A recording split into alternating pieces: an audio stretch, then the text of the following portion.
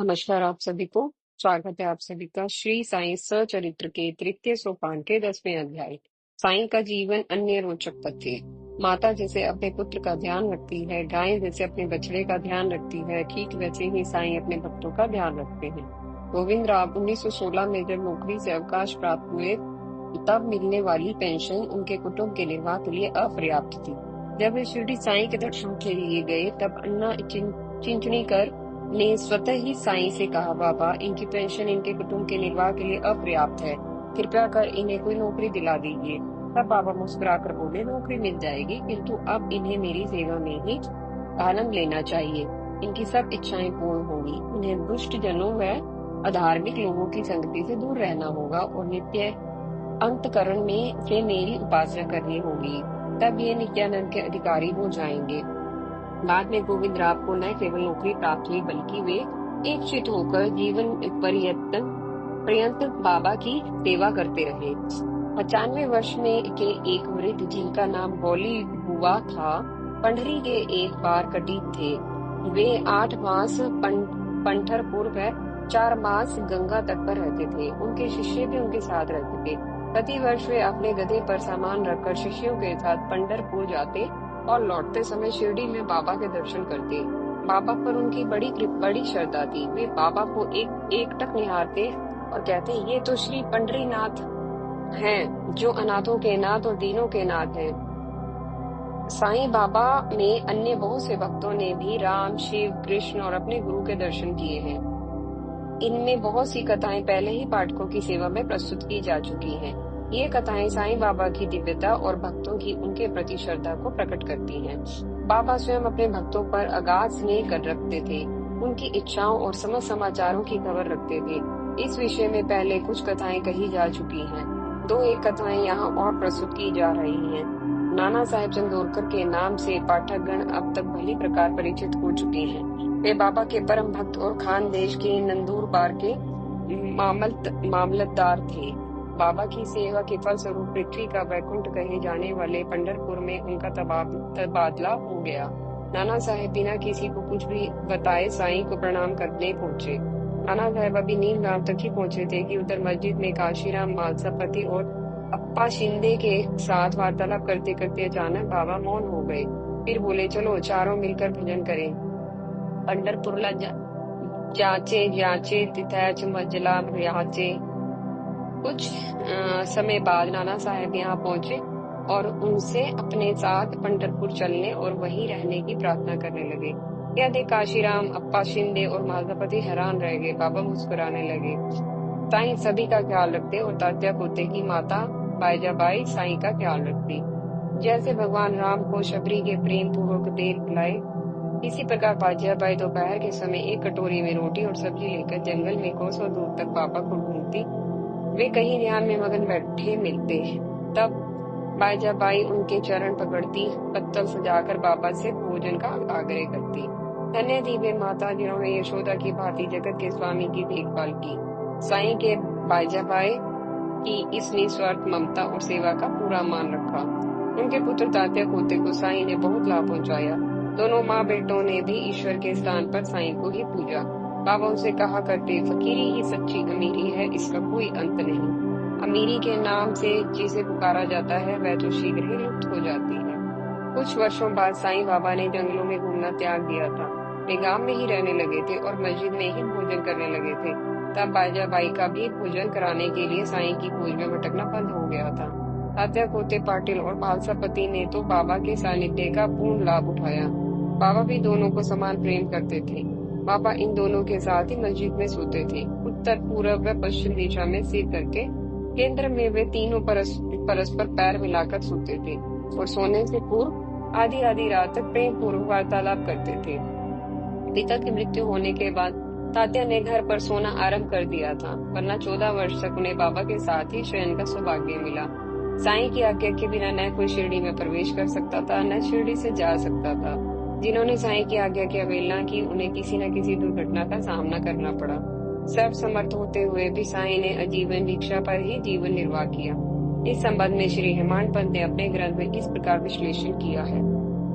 अनुसार कामिनी, कंचन और कीर्ति इन 3 मुख्य आसक्तियों का त्याग कर संन्यास लेने वाला भिक्षा वृत्ति का उपयुक्त अधिकारी है। वह अपने घर भोजन तैयार नहीं करता, अतः गृहस्थों पर उसे भोजन कराने की जिम्मेदारी है।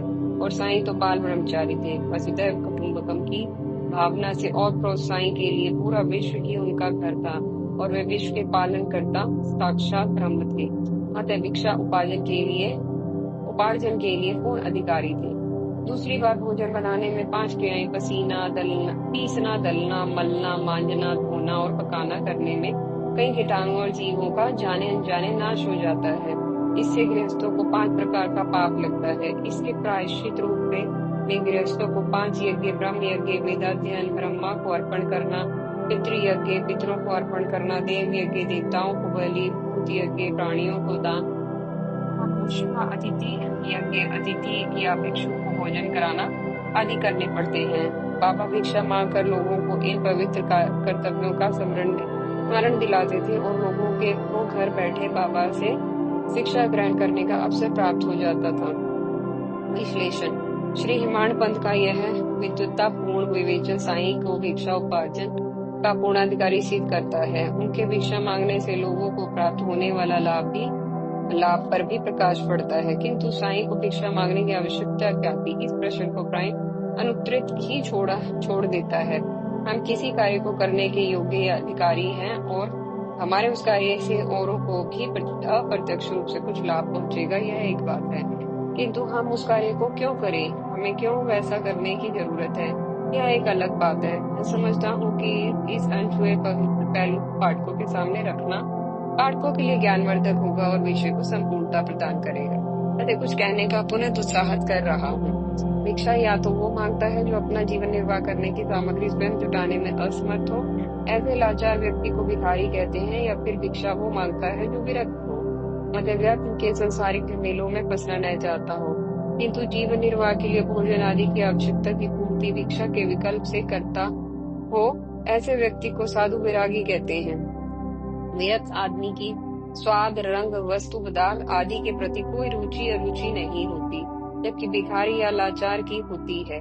भिक्षा मांगना भिखारी की मजबूरी होती है, क्योंकि उसके पास और कोई चारा नहीं होता, जबकि विरक्त आदमी भिक्षा इसलिए मांगता है कि उसे अपना समय व शक्ति कमाने में व्यय न करनी पड़े और व्यर्थ के संसारिक झमेलों में न उलझना पड़े, समय व शक्ति का सदुपयोग साधना में कर सके। अतः भिक्षा को जीवन निर्वाह सामग्री की प्राप्ति के विकल्प के रूप में स्वेच्छा से चुनते हैं, विवशता से नहीं।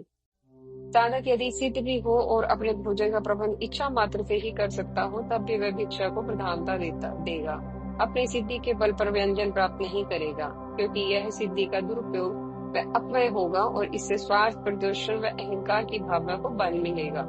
साधक राग द्वेष में गिरने लगेगा, जबकि भिक्षा से वैराग्य और समरसता तो बढ़ेगी ही। अपने अहंकार को नष्ट करने के लिए भिक्षा मांगना एक प्रबल अस्त्र ही सिद्ध होगा, क्योंकि कहीं ताजा मिलेगा, कहीं बासी, कहीं कुछ भी न मिलेगा, कहीं बहुत कुछ, कहीं आदर मिलेगा, कहीं दुत्कार और उपेक्षा, परंतु असाधक को हर परिस्थिति में स्वयं को सम रखना होगा, अतः उसका अहंकार, राग, द्वेष आदि सब समाप्त हो जाएंगे। धैर्य, सहनशीलता, शांति, समता, संयम, क्षमा, निर्भिमान होना, इच्छा रहित होना, वैराग्य, स्थिरता आदि श्रेष्ठ आध्यात्मिक गुणों का विकास होगा। विरागियों का भिक्षा वृत्ति के लिए एक स्थान पर ही न बसने का यही कारण होता है। यही कारण महान संत परम वैरागी साईं बाबा की भिक्षा प्रवृत्ति के पीछे भी था। फिर इस माध्यम से अन्य लोगों, गृहस्थों को प्रत्यक्ष अप्रत्यक्ष कुछ परोपकार करने व पुण्य प्राप्त करने का अवसर भी मिलता है। भिक्षा भेंट स्वीकार करने में साईं का आचरण साक्षात प्रभु के समान था। भेंट में पदार्थ या मूल्य का नहीं, वरन भाव और प्रस्तुति का प्राधान्य होता है। ईश्वर भोग भेंट से नहीं, भाव से तृप्त होते हैं, क्योंकि जो सबको देने वाला है और जिसकी कृपा से हमें भी प्राप्त हुआ है, हम भला उसे दे ही क्या सकते हैं। भगवान श्री कृष्ण ने भी गीता में कहा है, जो मुझे भक्ति भाव से मात्र एक यव, फूल, फल या जल भी अर्पण करता है, मैं शुद्ध अंतकरण वाले भक्त के द्वारा अर्पित की गई उस वस्तु को सहर्ष स्वीकार कर लेता हूँ।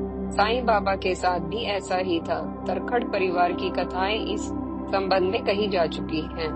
बाबा के विचित्र बिस्तर के संबंध में एक रोचक कथा है कि श्री नाना साहेब डेंगले 4 हाथ लंबा और 1 हथेली चौड़ा एक लकड़ी का तख्ता साईं के शयन के लिए लाए। बाबा ने उसे पुरानी चिंदियों के से बांधकर मस्जिद की बल्ली के से झूले के समान टांग लिया और वे उस पर नित्य शयन करने लगे। चिंदियां इतनी पतली और कमजोर थी कि मात्र तख्ते का वजन भी ढंग से संभाल नहीं सकती थी। ऐसे में बाबा उस नाजुक झूले पर शयन दर्शनार्थियों के लिए एक पहेली बन गया। बाबा उस तख्ते पर कैसे चढ़ते उतरते और कैसे सोते, यह चमत्कार देखने को शने शने वहां भीड़ जुटने लगी। तब बाबा ने क्रोध में आकर एक दिन में तख्ता तोड़कर फेंक दिया। कमजोर चिंदियों से बंधा हुआ तख्ता और उस पर बाबा का नित्य शयन सबके लिए एक रहस्य बनकर रह गया। आखिर कैसे वे कमजोर सी चिंदियां तख्ते और बाबा का भार वहन कर पाती थी और टूटती नहीं थी। बाद में एक बार किसी प्रसंग में बाबा ने उस शयन पट्टिका का वर्णन काका साहब से किया।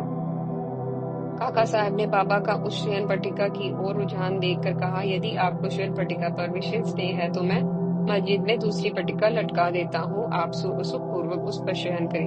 तब बाबा ने कहा, अब मैं महासपति को नीचे छोड़कर स्वयं ऊपर सोना नहीं चाहता। यह सुनकर काका साहब ने महासपति के लिए भी एक पट्टिका लटका देने की बात कही।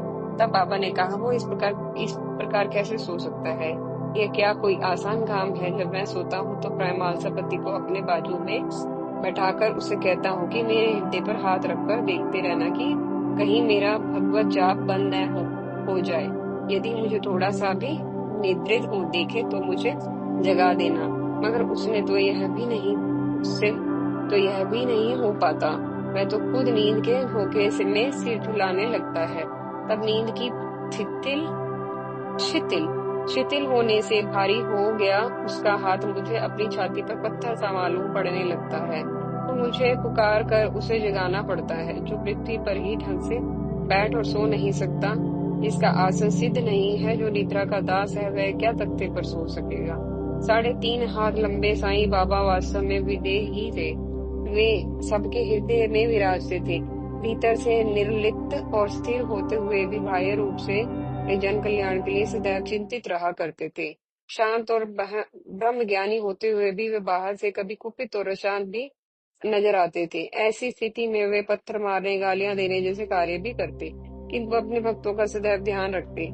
सदा वे एक ही आसन पर विराजते थे। अल्लाह मालिक का उद्घोष सदा उनके होठों पर रहता। कुछ अवसरों पर वे अपने साथ और उसके साथ भी कहा करते थे। वे आत्मज्ञानी और निष्प्रकट थे। उन्हें मात्र फकीर समझने वाले वास्तव में अभागे और मूर्ख हैं। वे साक्षात ब्रह्म थे। यद्यपि उनकी जन्म की तिथि ठीक से पता किसी को नहीं, तथापि शिरडी में प्रथम आगमन उनका 16 वर्ष की आयु में हुआ था। 3 वर्ष शिरडी में रहकर वे कुछ समय अंतर्धान हुए और 20 वर्ष की आयु में औरंगाबाद के समीप निजाम स्टेट में चांद पाटिल की बारात के साथ पुनः शिरडी आए। तब लगातार 60 वर्ष वे शिरडी में रहे। सन 1918 में उन्होंने महासमाधि ली थी। इस आधार पर उनका जन्म 1838 के लगभग माना जाता है। कीर्ति, श्री, ज्ञान, वैराग्य, ऐश्वर्य व उदारता ईश्वर के ये 6 गुण माने गए हैं। ये सभी साईं बाबा में थे, अतः ईश्वर के सगुण अवतार ही थे। सर्व समर्थ एवं सिद्ध होते हुए भी वे अत्यंत विनम्र थे। अपने भक्तों से भी वे भाव, माई आदि संबोधनों से बात करते थे। मैं तुम्हारा ऋणी हूँ, ऐसा कहा करते थे। उनकी विनम्रता के संबंध में नानावली नामक एक व्यक्ति का उल्लेख उचित होगा। शिरडी में नानावली नामक एक व्यक्ति बाबा के सब कार्यों की देखभाल करता था। एक बार साईं बाबा जब गद्दी पर बैठे हुए थे, वह वहां आया। स्वयं गावी पर बैठने की इच्छा से उसने बाबा को वहां से हटने को कहा। बाबा ने तुरंत उसका कहना मान लिया और खड़े हो गए। वह विचित्र मानसिकता वाला व्यक्ति नानावली गावी पर बैठ गया। थोड़े समय बाद वह उठा और उसने बाबा से अपना स्थान ग्रहण करने को कहा। साईं तब पुनः गावी पर आसीन हो गए। यह देखकर नानावली उनके चरणों में गिर गया। क्यों अकस्मात गावी से उठा दिए जाने और नानावली के वहां बैठ जाने का विनम्र और उदार मना साईं बाबा ने जरा भी बुरा नहीं माना। यह उनकी महानता और विनय का प्रबल उदाहरण है। भगवान भक्त के प्रेम और तथा उसके भोलेपन के वश में होते हैं। केवट, शबरी आदि के उदाहरण धार्मिक आख्यानों में यह दर्शाते हैं। स्वयं भगवान विष्णु ने भृगु ऋषि द्वारा अपनी छाती पर लात मारे जाने का तनिक भी बुरा न माना था। क्योंकि भक्त के प्रेम और अपनी उदार प्रकृति के कारण महान व्यक्ति भगवान को ऐसा ही करना उचित है। यह परमात्मा का ही नहीं, महात्मा का भी स्वभाव होता है। अमेरिका के राष्ट्रपति अब्राहम लिंकन को एक बच्चे ने जीभ चढ़ाई। उनके बॉडीगार्ड ने कुछ कहना चाहा, किंतु लिंकन ने उसे रोकते हुए बदले में स्वयं उस बालक को जीभ चढ़ा दी थी। वास्तव में जो महान, उदार व क्षमाशील होते हैं वे ऐसा ही करते हैं। अहंकारी और संकीर्ण मानसिकता वाले ही ऐसी बातों का बुरा मानते हैं। बड़ों का बड़प्पन क्षमा कर देने में ही होता है। संत समदर्शी होते हैं। दुख और सज्जन दोनों ही संतों में समान कृपा पात्र संत समदर्शी होते हैं। दुष्ट और सज्जन दोनों ही संतों से समान कृपा प्राप्त करते हैं, बल्कि दुष्टों को उचित मार्ग में प्रवृत्त करा देने से संत लोग उनकी विशेष चिंता करते हैं। संतों के हृदय में साक्षात वसुदेव का निवास होता है। जैसे पारस के संपर्क में आने वाला लोहा पाषाण स्वर्ण बन जाता है। पारस यह नहीं देखता कि लोहा पूजा में काम आने वाला चिमटा है, मंजीरा है अथवा कसाई का गंडासा है, या पत्थर संगमरमर की सुंदर मूर्ति है, या वशीला है। वह तो अपने संपर्क में आने वाले हर लोहे पत्थर को स्वर्ण बना देता है। उसी प्रकार संत भी गुण दुर्गुण नहीं देखते, मात्र कृपा ही करते हैं। यह संतों का स्वभाव है। और साईं बाबा तो महान संत थे। जो लोग दुर्भाग्यवश, परिस्थितिवश तथा काल समय अंतराल की विविधतावश साईं बाबा के दर्शनों का लाभ नहीं ले पाए, उनके लिए शिरडी की लीलाओं को स्मरण करना ही साईं को जानने व उनके दर्शन कर लेने की इच्छा को कुछ हद तक तृप्त कर लेने का सहज उपाय है। भगवान कृष्ण ने संतों को इसलिए अपना जीवित स्वरूप बताया है। स्वयं साईं बाबा ने भी कहा है, वे भाग्यवान जिनके सभी पाप नष्ट होने हो, मेरी ही उपासना की ओर अग्रसर होते हैं। यदि तुम केवल साईं साईं का ही स्मरण करोगे तो मैं तुम्हें भव सागर से पार उतार दूंगा। मेरे शब्दों का विश्वास करो, तुम्हें अवश्य लाभ होगा। मेरी पूजा के लिए किसी सामग्री या योग की भी जरूरत नहीं है। मैं तो मात्र भक्ति में ही निवास करता हूँ। माया की प्रबलता से सभी ज्ञानी भी अज्ञानी बने घूमते हैं। बड़े बड़े ऋषि और सिद्ध भी माया के चक्कर में फंसी जाते हैं। फिर जन साधारण की बात ही क्या है। अतः सद्गुरु साईं बाबा की शरण ही माया के प्रभाव से मुक्त रह पाने का सरलतम और सुनिश्चित मार्ग है। साईं बाबा के शब्द सदैव संक्षिप्त, सारग्रभित और गूढ़ होते थे। स्वयं उन्होंने ही अपने श्रीमुख से माया की प्रबलता को इस प्रकार स्वीकारा है, मैं फकीर हूँ, न तो मेरे स्त्री है न ही घर बार है। सब चिंताओं को त्याग कर मैं एक ही स्थान पर रहता हूँ। फिर भी माया मुझे कष्ट पहुँचाती रहती है। मैं माया को भूल चुका हूँ, किंतु माया मुझे नहीं भूलती, क्योंकि कभी कभी वह मुझे अपने चक्र में फंसा लेती है। श्री हरि की यह माया तो ब्रह्म आदि को भी नहीं छोड़ती। फिर मुझ फकीर का तो कहना ही क्या है। परंतु श्री हरि की शरण लेंगे वे उनकी कृपा से माया जाल से निश्चित ही मुक्त हो जाएंगे। श्री साईं बाबा का अवतरण ही जगत कल्याण के लिए हुआ था। उनका संपूर्ण जीवन ही दुखियों के कष्ट दूर करने और उन्हें सुखी करने में व्यतीत हुआ। अखंड ज्ञान की ज्योति से वे सदैव प्रज्वलित रखते थे। आज भी उनकी शरण में आने वाले, उन पर विश्वास रखने वाले भक्त उसी प्रकार लाभान्वित होते हैं जैसे उनके जीवन काल में होते थे। इसी के साथ समापन होता है श्री साईं सचरित्र के तृतीय सोपान के 10वें अध्याय। अगले अध्याय में आपसे फिर मिलेंगे। तब तक के लिए आपका बहुत बहुत धन्यवाद।